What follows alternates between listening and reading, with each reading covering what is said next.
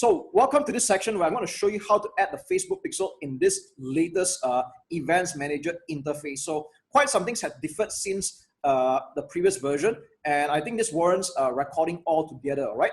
Now, I'm logged into one of my Facebook Business Manager accounts, and I want you to go on the assumption that this whole thing is totally empty, okay? So if you're using a new account, you should be seeing none of this at all. So how do we add a Facebook pixel? So we need to start with creating one right now, okay? And how do we create it is by, first of all, going to the left menu, and you see this green button called Connect Data Sources. We're going to click just that, okay? So click on Connect Data Sources.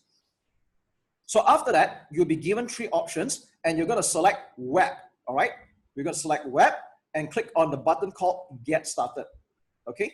And then the next option will be to select this thing called Facebook Pixel, all right? Facebook Pixel. And then we click on Connect. And then what we're going to do is that we are going to give it a name, all right? You can give it any name you want, but personally, I'll either name it after my company, name of a website, or a name of a product. It's totally up to you.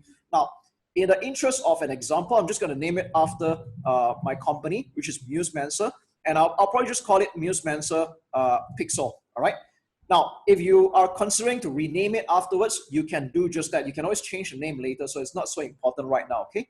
And after that, you have the option of adding your website address. It says optional here. So technically, you can actually just click continue already. But if you already have a website, whether it's your own .com, a Weebly website, or what have you, you can put it here already, all right? And again, you can always change it afterwards. It's not so important. So in my case here, I'm going to name it after my company domain name, which is called musemancer.com, all right?